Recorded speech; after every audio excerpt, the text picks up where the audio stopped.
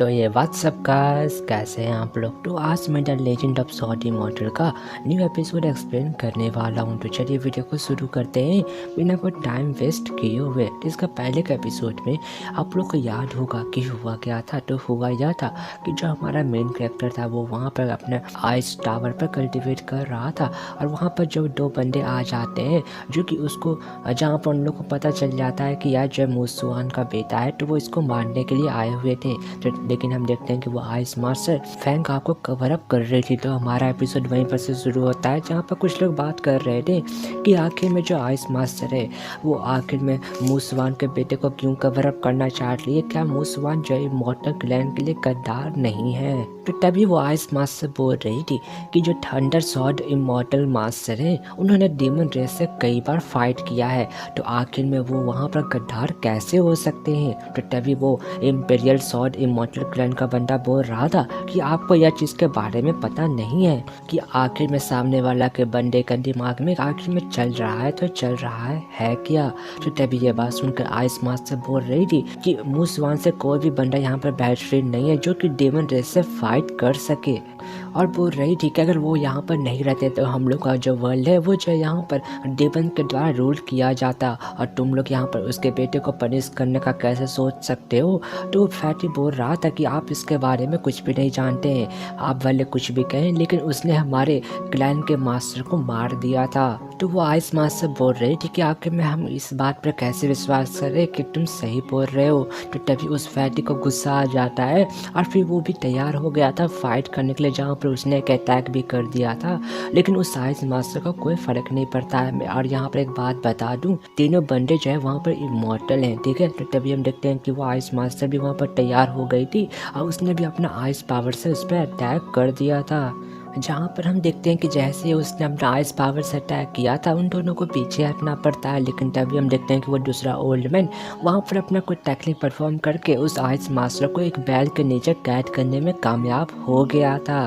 तो तभी उस बैल से आवाज़ आने लगता है, जहाँ पर उसमें क्रैक भी अपीयर होने लगा था, जहाँ पर वो ब्रेक हो जाता है। तभी वो आइस मास्टर वहाँ पर अपीयर होती हुई बोल रही थी कि तुम लोग यहाँ पर सबसे बड़े लूजर हो, तो तुम्हें क्या लगता है कि सब लोग तुम्हारे घटिया बात पर विश्वास कर लेगा। और उसने वहाँ पर सॉल्ट क्लोन की मदद से उन पर अटैक भी कर दिया था, जहाँ पर हम देखते हैं कि पहला बंदा तो उस पर अटैक रोकने में कामयाब नहीं होता है। तो देखकर वो दूसरा ओल्ड मैन भी वहाँ पर उसको रोकने का कोशिश करता है। तो तभी बहुत देर बाद उन लोग जो है फाइनली उस अटैक को रोक पाते हैं। लेकिन तभी उस फैटी का सीन देखते हैं, जहाँ पर उसने उस अटैक को रोकने के बाद उस पर अटैक कर दिया था अपने स्पिरिचुअल हैंड से, जहाँ पर उसके पीछे उसने तलिस्मान से भी उस पर एक फॉर्मेशन बनाने का शुरुआत कर दिया था, जहाँ पर वो आइस मास्टर उस स्पिरिचुअल हैंड को डिस्ट्रॉय तो कर देती है, लेकिन वो उस फॉर्मेशन में कैद हो गई थी।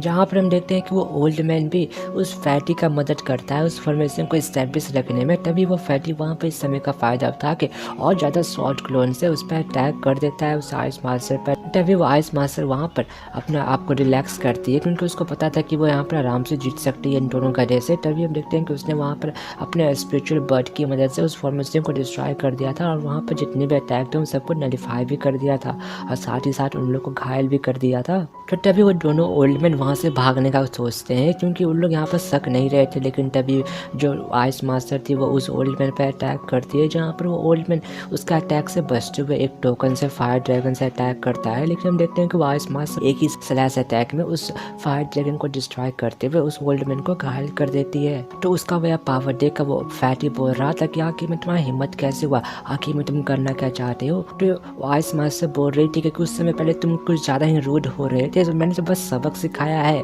तभी ओल्ड मैन बोल रहा था कि गलत रास्ते में चल रही हो। तो ये बात सुनकर वो आइस मास्टर बोल रही थी कि अगर मैं तुम्हारा साथ नहीं दे रही हूँ तो इसका मतलब यह है कि मैं गलत हूँ। लेकिन तभी हम देखते हैं कि उस टावर में कुछ हलचल होने लगता है। तभी फैंगा वहाँ पर उस टावर से बाहर आ गया था। तो तभी वो आइस मास्टर उससे पूछते कि क्या तुमने इस फॉर्मेशन को डिस्ट्रॉय किया था। तो फैंगा बोल रहा था कि हाँ, क्योंकि मुझे पता चला कि कोई बंदा है जो कि आपको यहाँ पर डिस्टर्ब कर रहा है मेरे कारण। तो तभी वो ओल्ड मैन बोल रहा था डोंग फैंगाओ को कि तुम यहाँ पर बाहर आ गए, या तो हमारे लिए और ज़्यादा आसानी हो गया है। तो तभी वो फैटी बोल रहा था कि आखिर में तुम्हारी हिम्मत कैसे हुआ कि तुम यहाँ पर अपना डुप्लीकेट आईडी का यूज़ करो, नकली आईडी का यूज़ करो टाइल्स और इमोर्टल प्लान में एडमिशन लेने के लिए। आखिर में तुम एक गद्दार के बेटे हो, तुम्हारा यह हिम्मत कैसे हुआ। देवासुन का डोंग फेंगा बोल रहा था कि चिंता ना करो, मैं यहाँ से भागने वाला नहीं हूँ। तो तभी वहाँ पर अचानक से एक और बंदे का एंट्री होता है जिसका नाम सैंड फैंग था, जो कि बोल रहा था उस फैटी के पास आते हुए कि क्या तुम मुझे यहाँ पर अनुमति दे सकते हो कि मैं जो तुम्हारे लॉन्ग यून वैली में उस समय एंटर करूं जहां पर जब मूस वाले तुम्हारे सेक्ट मास्टर को मारा था। तो उस मास्टर मुंह को देखकर वो फैटी बोल रहा था कि यह बंदा बहुत ज़्यादा समय से अंडरग्राउंड हो रखा था, किसी को पता नहीं था इसके बारे में, लेकिन आखिर में यह अचानक से यहाँ पर अपीयर क्यों हो गया है। तो तभी वो मास्टर मुंह बोल रहा था कि देखो मेरे पास एक ऐसा ट्रेजर है जो कि पास्ट को और फ्यूचर को देख सकता है, और अगर तुम लोग यहाँ पर इतने बड़े एविडेंस को क्लेम ही कर रहे हो कि जो मूस वाले उसने तुम्हारे मास्टर को बिट्रे किया था, लेकिन जो तुम्हारा मास्टर है इसको मानने को तैयार नहीं है और यहाँ पर कई लोग हैं के बारे में एविडेंस मांगते हैं, तो तुम मुझे यहाँ पर अनुमति दो कि मैं तुम्हारे लॉन्ग यून वैली में उस समय एंटर करूँ जहाँ पर हमें इसके बारे में पता चले कि आखिर में ट्रूथ है तो है क्या। और उसने वहाँ पर उस ट्रेजर को भी बाहर निकाल लिया था। तो उस ट्रेजर को देखकर वो फैटी बहुत ज़्यादा हैरान हो गया था, क्योंकि उसको पता चल गया था कि यार बिल्कुल सही कर रहा है। तो तभी वो मास्टर में बोल रहा था कि यह वही ट्रेजर है जो कि हमारे एंशिएंट एम्परर ने हमारे क्लैन के लिए छोड़ के गए हैं। तो तभी वो आइस मास्टर बोल रही थी कि हाँ, अगर हम लोग इसका यूज़ करते हैं वर्चुअल मिरर का तो हमें पता चल जाएगा कि आखिर में वहाँ पर हुआ क्या था।